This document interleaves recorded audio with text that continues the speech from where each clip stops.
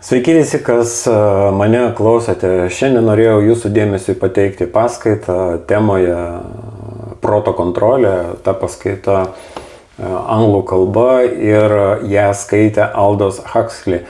Aš esu jau kalbėjęs savo video įrašuose apie tą paskaitą.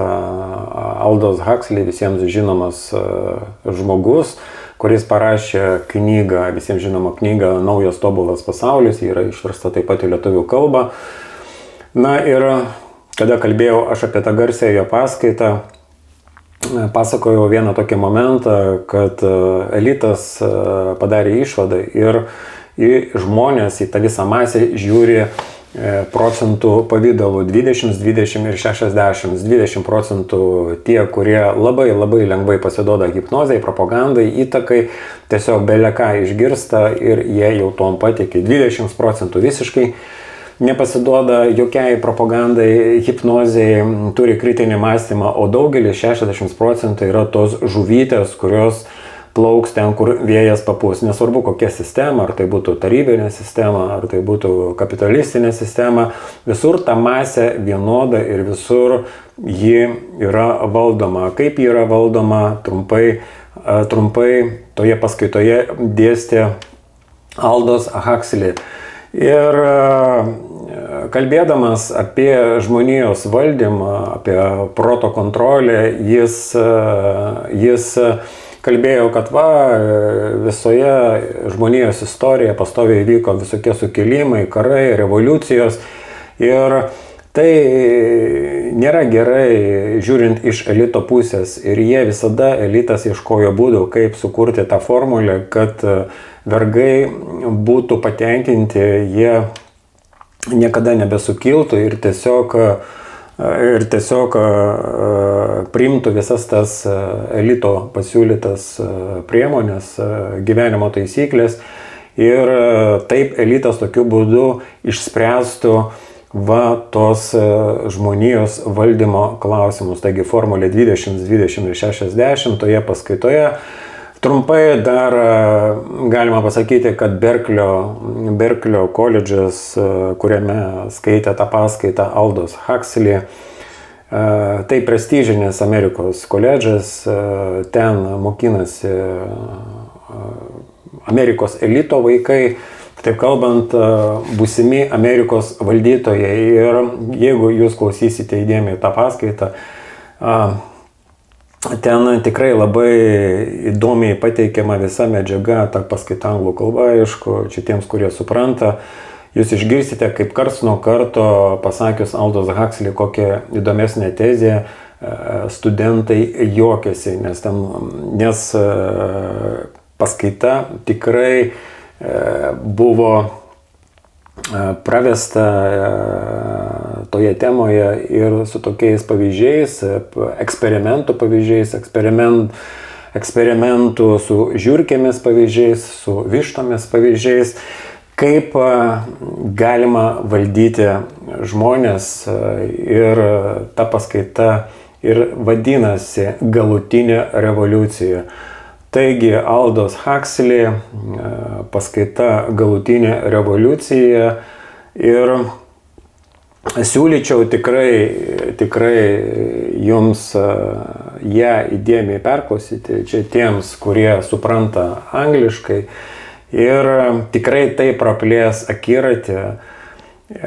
Mano manymu, tai viena stipriausių paskaitų, ką aš esu girdėjęs.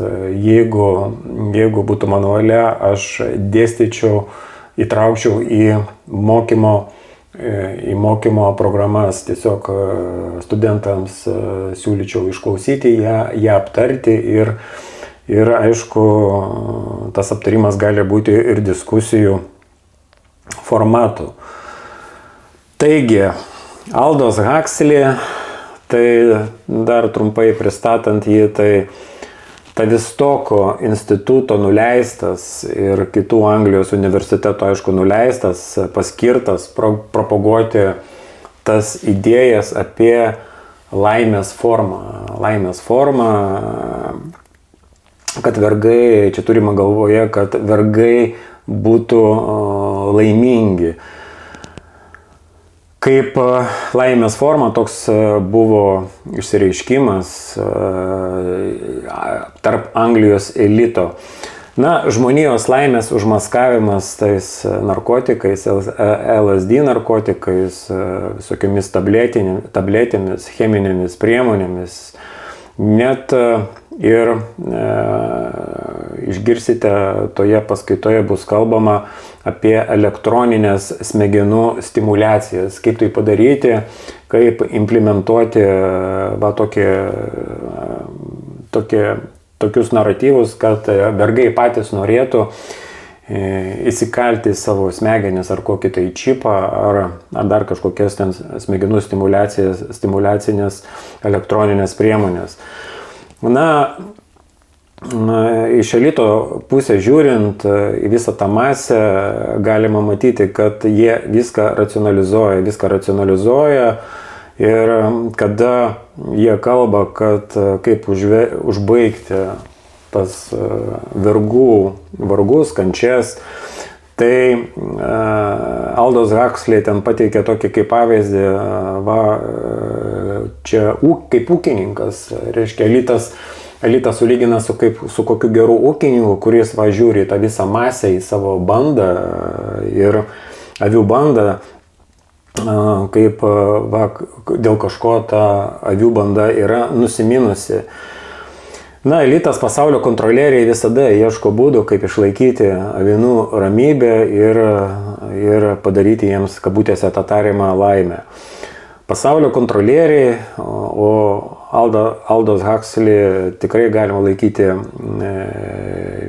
vienu iš jų, nes nuleistas buvo iš Tavistoko instituto, kas negirdėjo apie Tavistoko instituto gali pasigūglinti ir daugiau sužinoti. Turi pasaulio kontrolieriai, globalistai tą pačią, galima sakyti, viziją.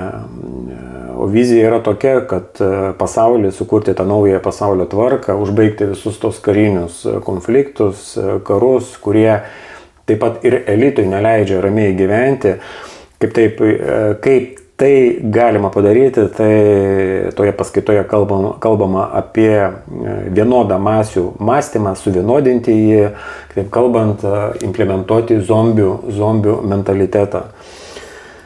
Taigi, ką jie kalba, pirmiausia, reikia iki galo modifikuoti žmogų, paruošti jį tom globalistų vizijom. O tada pasaulis pasidarys vienodas ir nebekils jokių revoliucijų prieš elitą. Na, čia tokie masonerijos elementai ir, kaip sakė masonų tėvas, Albertas Paik. Masonų buvo toks kaip devizas, mes visada pirmiausia padedame pamatus, o paskui ant jų statome. Taigi, Aldous Huxley paskaita anglų kalba su transkripcija ir ji vadinasi Galutinė revoliucija. Siūlau tiems dar kartą, kurie supranta anglų kalbą, ją išklausyti iki galo ir jūs suprasite, kokie iš tikro elito planai masių atžvilgių, o visa tas politinis, ką mes matome, žaidimas, rinkimai yra tik tai spektaklį. Taigi, Aldous Huxley, Galutinė revoliucija. Malonaus klausimo. Mr. Aldous Huxley, renowned essayist and novelist who, during the spring semester, is residing at the university in his capacity as a Ford Research Professor. Mr. Huxley has recently returned from a conference at the Institute for the Study of Democratic Institutions in Santa Barbara, where the discussion focused on the development of new techniques by which to control and direct human behavior. Traditionally, it has been possible to suppress individual freedom through the application of physical coercion, through the appeal of ideologies, through the manipulation of man's physical and social environment, and more recently through the cruder techniques of psychological conditioning. The ultimate revolution about which Mr. Huxley will speak today concerns itself with the development of new behavioral controls which operate directly upon the psychophysiological organisms of man, that is, the capacity to replace external constraint by internal compulsions. As those of us who are familiar with Mr. Huxley's works well know, this is a subject with which he has been concerned for quite a period of time. Mr. Huxley will make a presentation of approximately half an hour, followed by some brief discussions and questions by the two panelists sitting to my left, Miss Lillian Rivlin and Mr. John Post. Mr. Huxley. Thank you.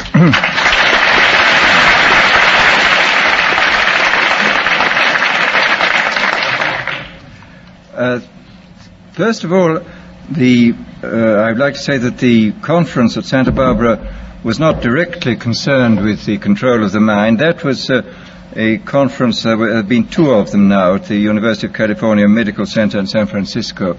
One this year, which I didn't attend, and one 2 years ago, where there was a considerable discussion on this subject. At Santa Barbara, we were talking about technology in general and the effects it's likely to have on society and the problems related to technological transplanting of technology into underdeveloped countries. Well, now, in regard to this problem of the ultimate revolution, this has been very well summed up by the moderator.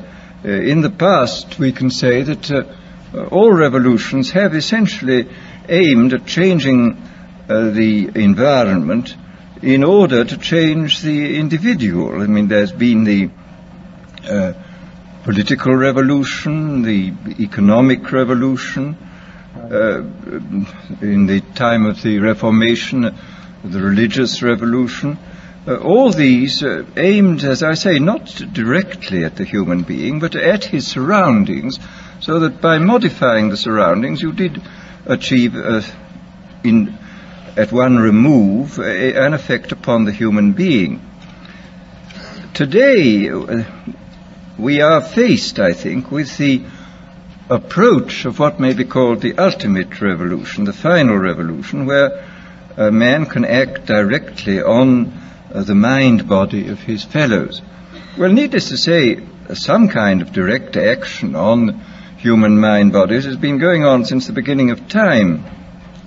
But this has generally been of a violent nature. The techniques of terrorism have been known from time immemorial, and people have employed them with more or less ingenuity, sometimes with the utmost crudity, sometimes with a good deal of skill acquired by a process of trial and error, finding out what the best ways of using torture, imprisonment, constraints of various kinds. But as I think it was Metternich said many years ago, you can do everything with bayonets except sit on them. That if you are going to control any population for any length of time, you must have some measure of consent. It's exceedingly difficult to see how pure terrorism can function indefinitely. It can function for a fairly long time, but I think sooner or later you have to bring in an element of persuasion, an element of getting people to consent to what is happening to them. Well, it seems to me that the nature of the ultimate revolution with which we are now faced is precisely this, that we are in process of developing a whole series of techniques which will enable the controlling oligarchy, who have always existed and presumably always will exist, to get people actually to love their servitude. This is seems to me the ultimate in malevolent revolution, shall we say.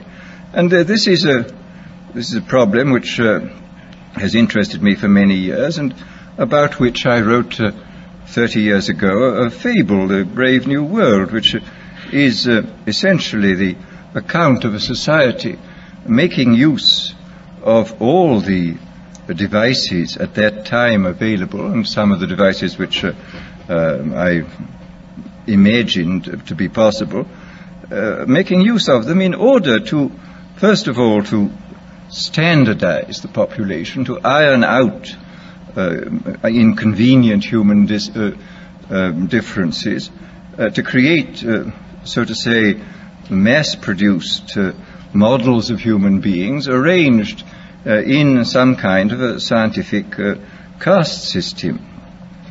And since then I have continued to be extremely interested in this problem, and I have noticed with increasing dismay that a number of the predictions which were purely fantastic when I made them 30 years ago have come true or seem in process of coming true, that a number of techniques about which I talked seem to be here already, and that there seems to be a general movement in the direction of this kind of ultimate revolution, this method of control by which people can be made to enjoy a state of affairs which, by any decent standard, they ought not to enjoy. This, I mean, the enjoyment of servitude. Well,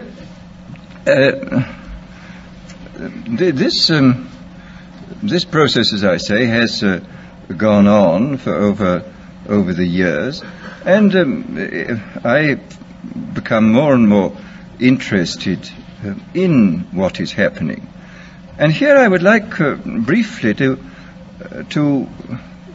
compare the parable of Brave New World with another parable which was put forth more recently in George Orwell's book 1984.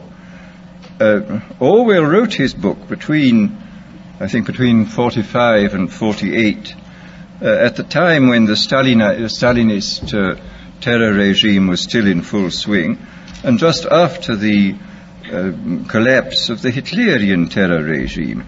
And his book, which I admire greatly, it's a book of very great talent and extraordinary ingenuity,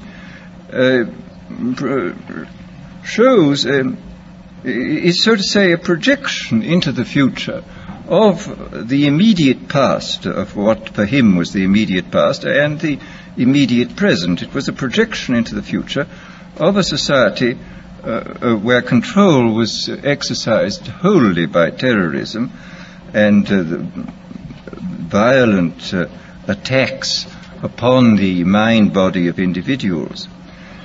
Whereas my own book, which was written in 1932, when there was only a mild dictatorship in the form of Mussolini in existence, was not overshadowed by the idea of terrorism, and I was therefore free in a way which Orwell was not free, to think about these other methods of control, these non-violent methods.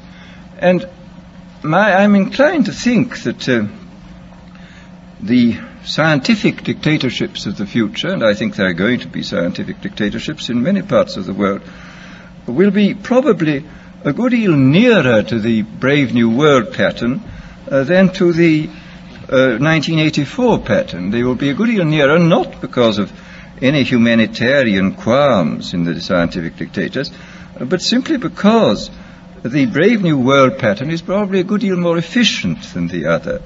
That if you can get people to consent to the state of affairs in which they are living, the state of servitude, the state of having their differences ironed out and being made amenable to mass production methods on the social level, if you can do this, then you are likely to have a much more stable and much more lasting society, a much more easily controllable society than you would if you were relying wholly on clubs and firing squads and concentration camps.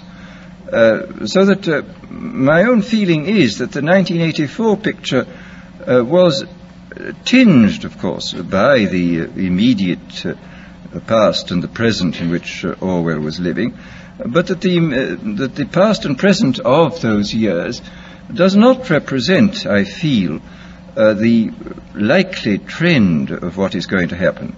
Needless to say, we shall never get rid of terrorism. This will always find its way to the surface.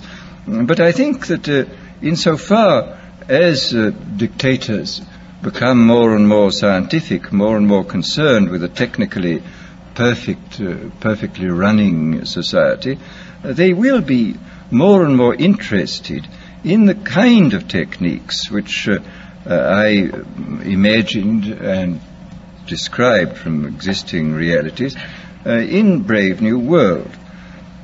So that it seems to me then that this ultimate revolution is really not very far away, that we already a number of the techniques for bringing about this kind of control are here, and it remains to be seen when and where and by whom they will first be applied in any large scale. And first, let me talk about a little bit about the improvement even in the techniques of terrorism. I think there have been improvements.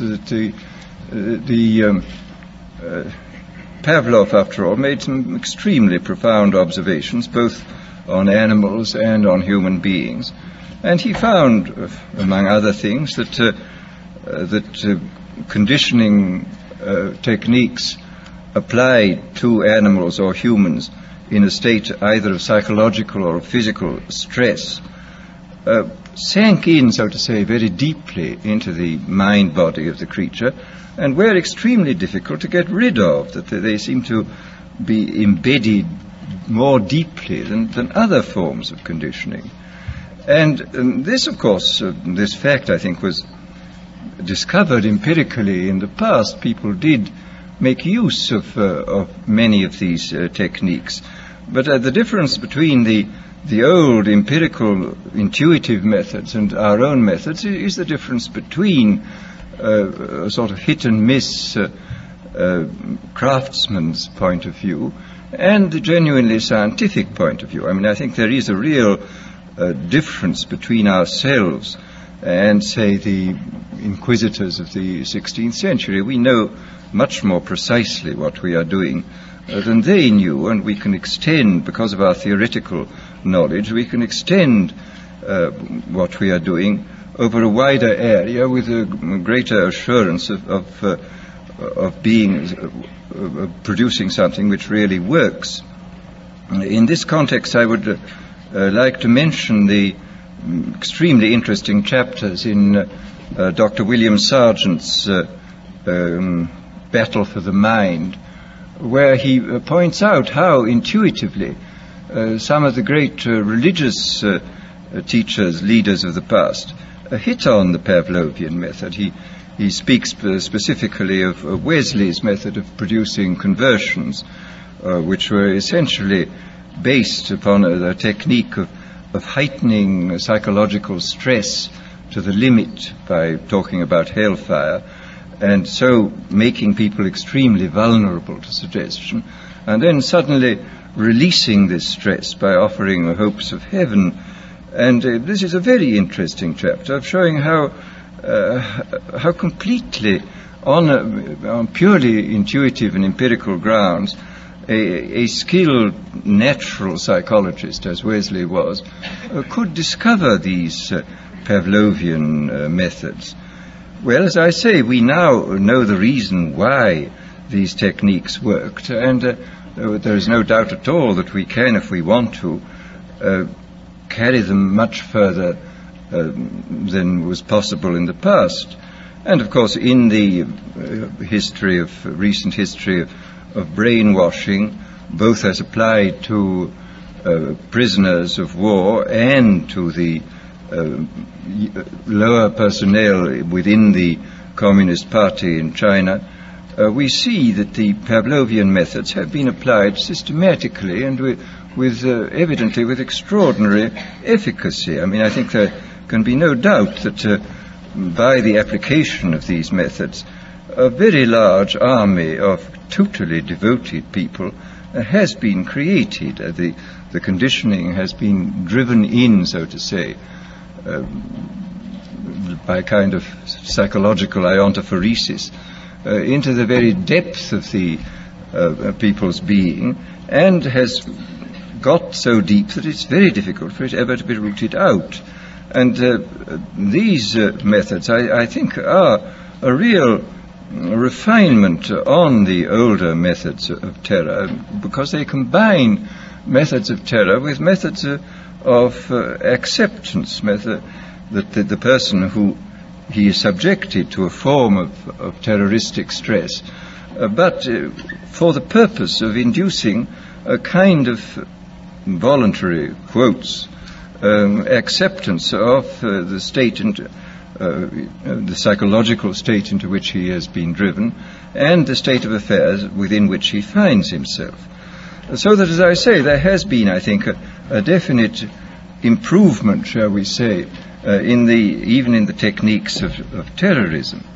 Well, then we come to the consideration of other techniques, of non-terroristic techniques for inducing consent and for inducing people to love their servitude. Here, I mean, I think we can, I don't think I can possibly go into all of them because I don't know all of them, but I mean, I can mention a few of the more obvious methods which can now be used and which are based upon recent scientific findings. First of all, there are the methods connected with straight suggestion and hypnosis. I think we know much more about this subject than was known in the past. People, of course, have always known about suggestion, and although they didn't know the word hypnosis, they certainly practiced it in various ways. But we have, I think, a much greater knowledge of the subject than in the past, and we can make use of our knowledge in ways which I think the past was probably never able to make use of it.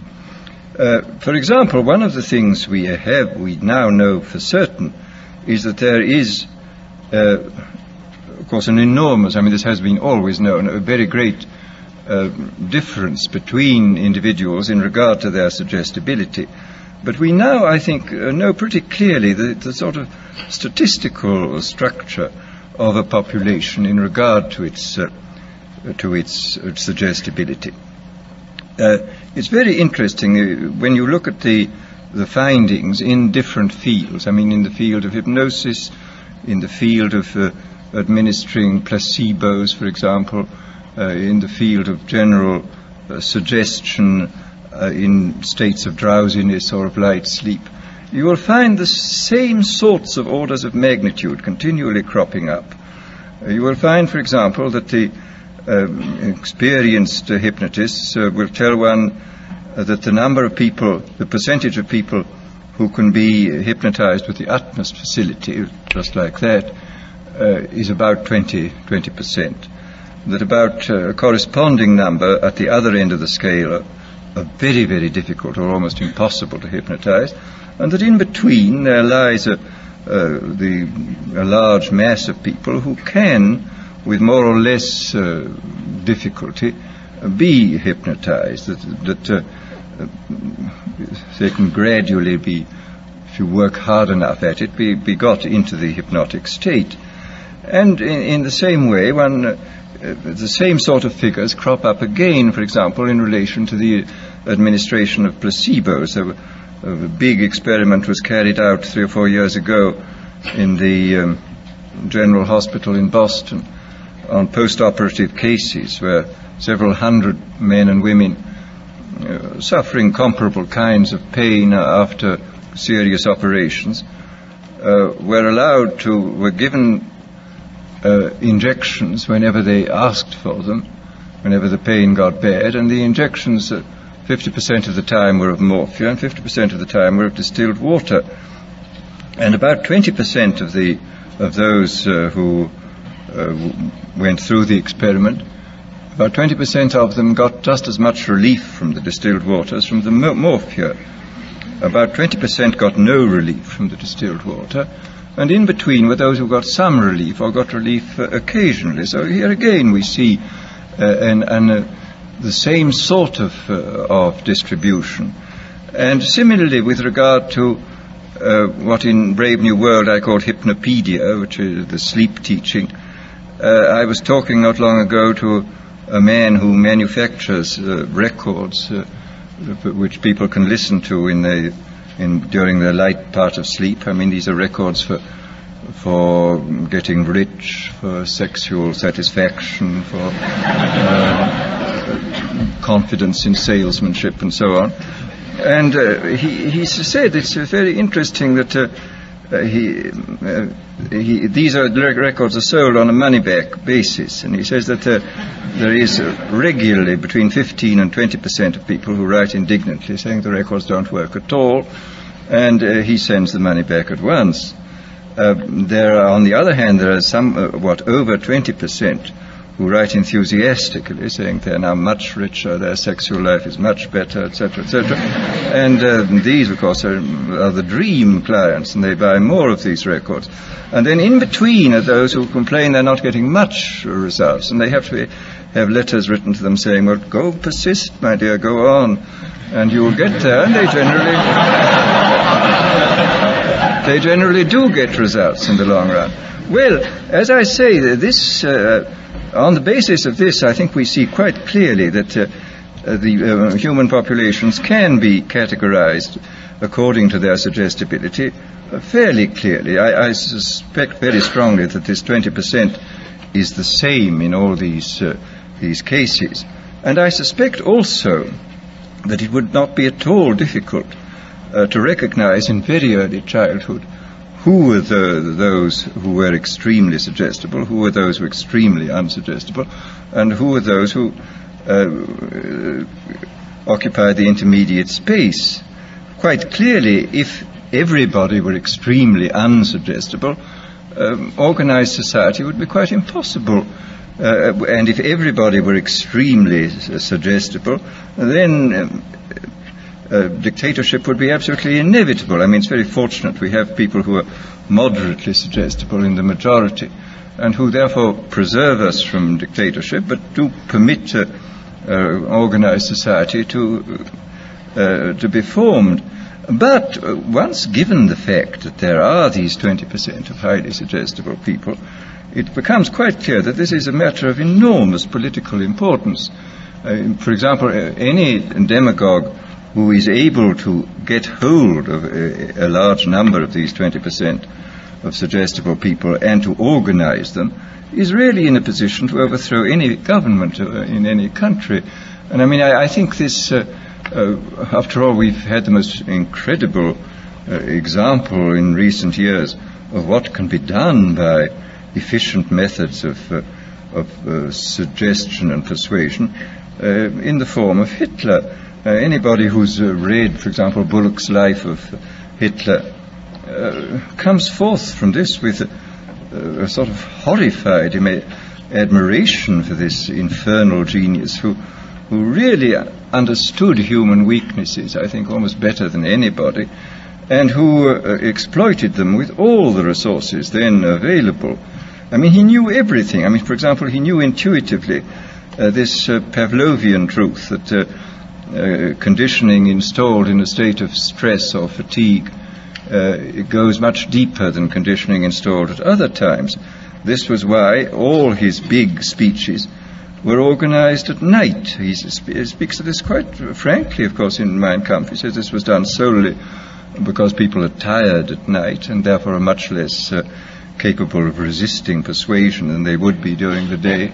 And we see in all his techniques, he was using, he had discovered intuitively and by trial and error great many of the weaknesses which we now know about in a sort of scientific way, I think much more clearly than he did. But the fact remains that this differential suggestibility, this susceptibility to hypnosis, I do think is something which has to be considered very carefully in relation to any kind of thought about democratic government. I mean, if there are 20% of the people who can really be suggested into believing almost anything, as evidently they can be, then we have to take extremely careful steps to prevent the rise of demagogues who will drive them on into extreme positions and then organize them into very, very dangerous armies, private armies, which may overthrow the government.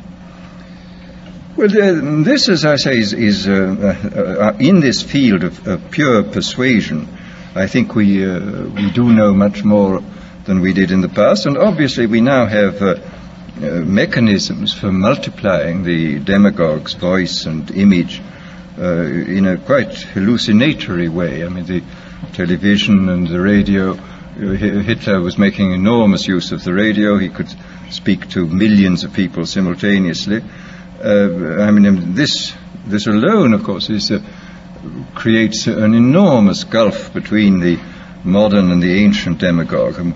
The ancient demagogue could only appeal to as many people as his voice could reach by the yelling at his utmost, but the modern demagogue can touch literally millions at a time, and of course with the multiplication of his image he can produce this kind of hallucinatory effect, which is of enormous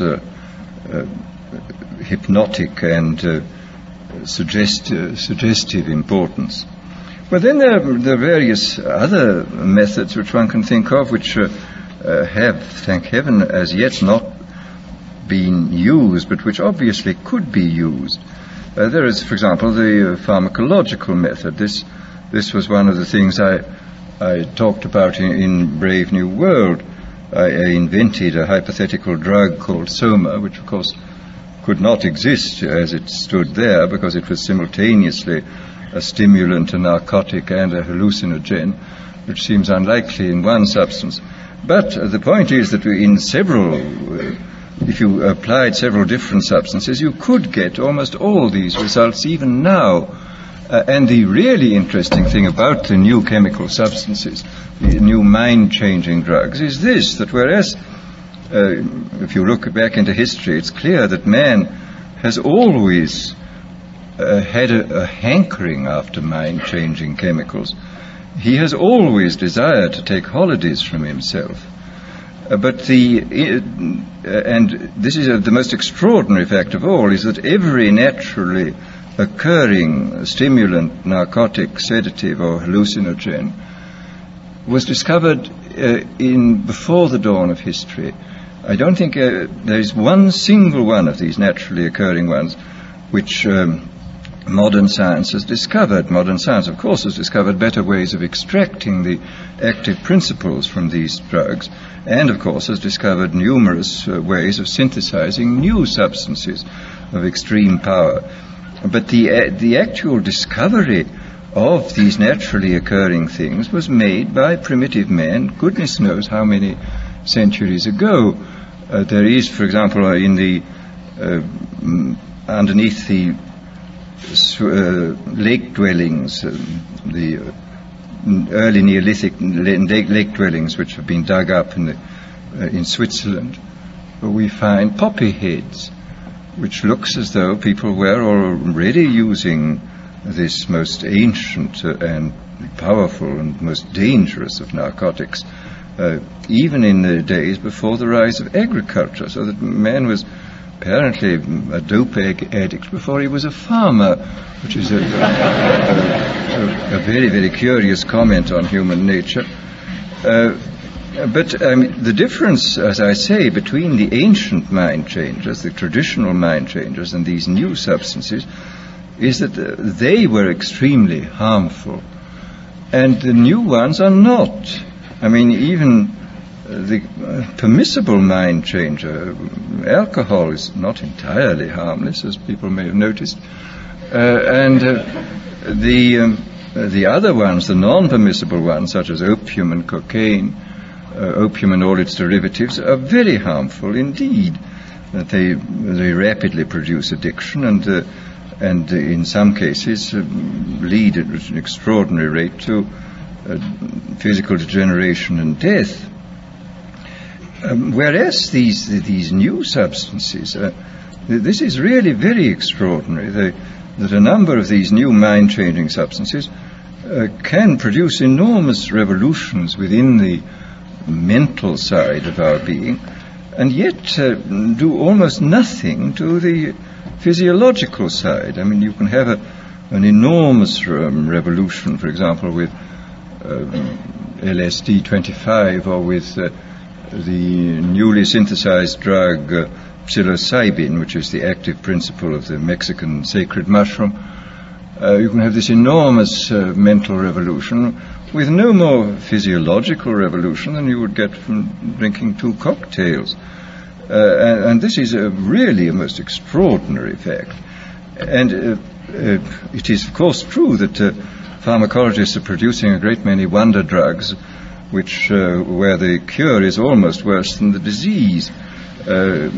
Every new edition of medical textbooks contains a longer and longer chapter on what are called iatrogenic diseases, that is to say, diseases caused by doctors.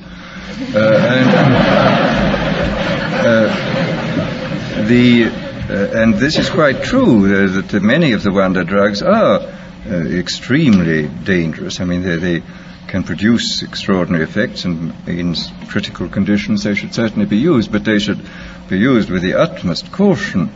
But there is evidently a whole class of drugs affecting the central nervous system, which can produce enormous changes in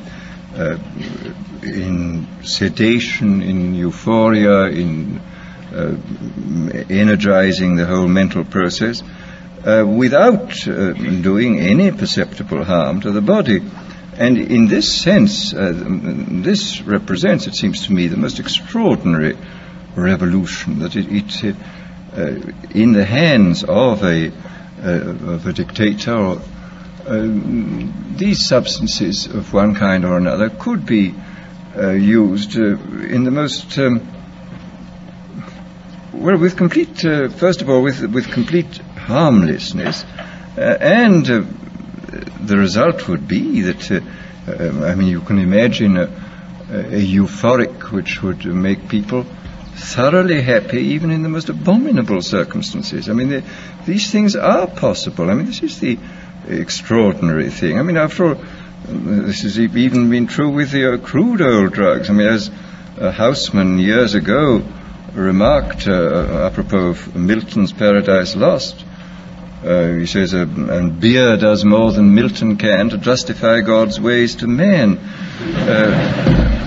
And beer is, of course, an extremely crude drug compared with these ones, and you can certainly say that some of the psychic energizers and the new hallucinants can do incomparably more than Milton and all the theologians combined could possibly do to make the terrifying mystery of our existence seem more tolerable than it does.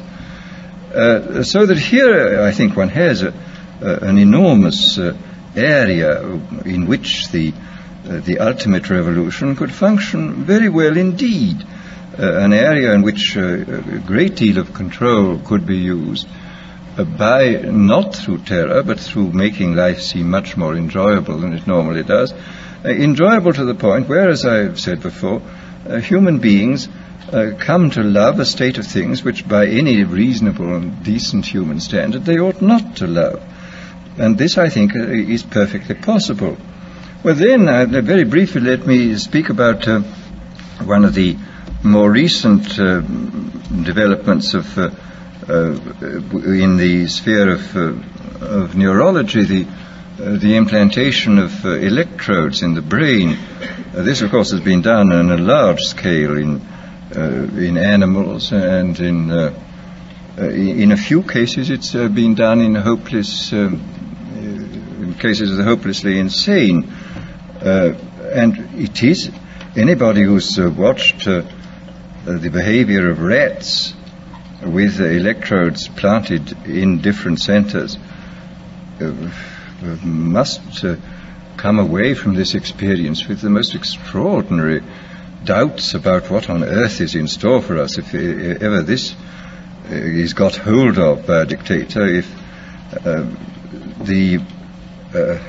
saw not long ago some rats in Magoon's laboratory at UCLA. There were 2 sets of them, one with electrodes planted in a pleasure center. And these rats were, the technique was that they had a bar which they pressed and which turned on a very small current for a short space of time, which we had a wire connected with their electrode, and which stimulated this pleasure center, which was evidently absolutely ecstatic, because these rats were pressing the bar 18,000 times a day. Apparently, if you kept them from pressing the bar for a day, they would press the bar 36,000 times on the following day, and would fall till they fell down in complete exhaustion. And they would neither eat nor be interested in the opposite sex, and would just go on pressing this bar. Then the most extraordinary rats were those where the electrode was planted halfway between a pleasure and a pain center, and where evidently the result was a kind of mixture of the most wonderful ecstasy in being on the rack at the same time. And you would see the rat sort of looking at its bar and sort of saying, to be or not to be, that is the question. Finally would approach and do it, and then go back with this awful, if one can humanize or anthropomorphize, he was feeling something terribly mixed. And he would wait for quite a long time before pressing the bar again, but he would always press it again.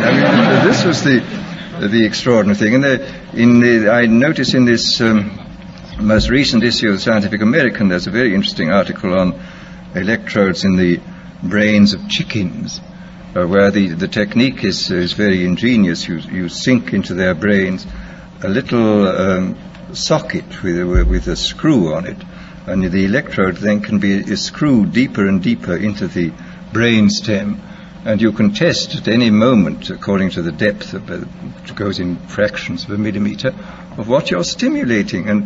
And these creatures are not merely stimulated by wire. They are fitted with a miniaturized radio receiver weighing less than an ounce, which is attached to them, so that they can be communicated with at a distance. They can run about in the barnyard, and you can press the button, and this particular area of the brain to which the electrode has been screwed down to will be stimulated, and you will get these fantastic phenomena that a sleepy chicken will suddenly get up and rush about, or an active chicken will suddenly sit down and go to sleep, or a hen will suddenly start sitting as though it were hatching out an egg, or a rooster will start fighting, or will suddenly go into a state of extreme depression. The whole picture of the absolute control of the drives is terrifying. And in the few cases in which this has been done with very sick human beings, the effects are evidently very remarkable too. I was talking last summer in England to Gray Walter, who is the most eminent exponent of the electroencephalogram techniques in England, and he was telling me that he's seen hopeless inmates of asylums with these things in their heads, and that these people were suffering from uncontrollable depression, and they'd had the electrodes inserted into something resembling evidently the pleasure center of the rat. Anyhow, when they felt too bad, they just pressed a button on the battery in their pocket, and he said the result was fantastic. The mouth would go down, would suddenly turn up, and they would evidently feel, for how long at a time, very cheerful and happy. So that here again one sees the most extraordinary revolutionary techniques which are now available to us. Now, I think what is obviously perfectly clear is that for the present these techniques are not being much used except in a purely experimental way. But I think it is extraordinarily important for us to realize, first to realize what is happening, to make ourselves acquainted with what has already happened, and then to use a certain amount of imagination to extrapolate into the future the sort of things that might happen. I mean, what might happen if these fantastically powerful techniques were used by unscrupulous people in authority? What on earth would happen? What sort of society would we get? And I think this is peculiarly important because, as one sees in looking back over history, we have allowed in the past all those advances in technology which have profoundly changed social and individual life. We've allowed them to take us by surprise.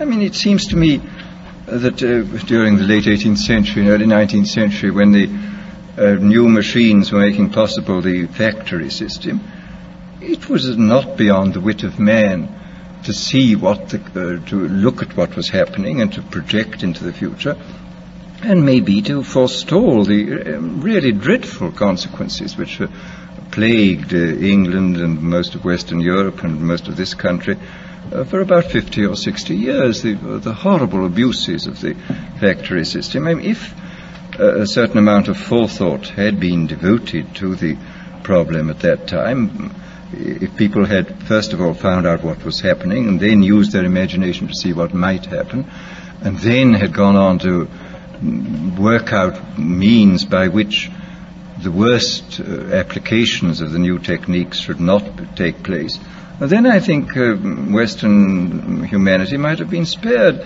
about 3 generations of utter misery which was imposed upon the poor at that time.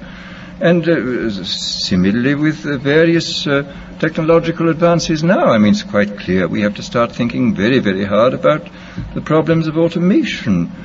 And again, I think we have to think still more profoundly about the problems which may arise in relation to these new techniques, which may contribute to this ultimate revolution. Our business is to, first of all, as I say, to be aware of what is happening, then to use our imaginations to see what might happen, how this might be abused, and then, if possible, to see that the enormous powers which we now possess, thanks to these scientific and technological advances, shall be used for the benefit of human beings and not for their ultimate degradation.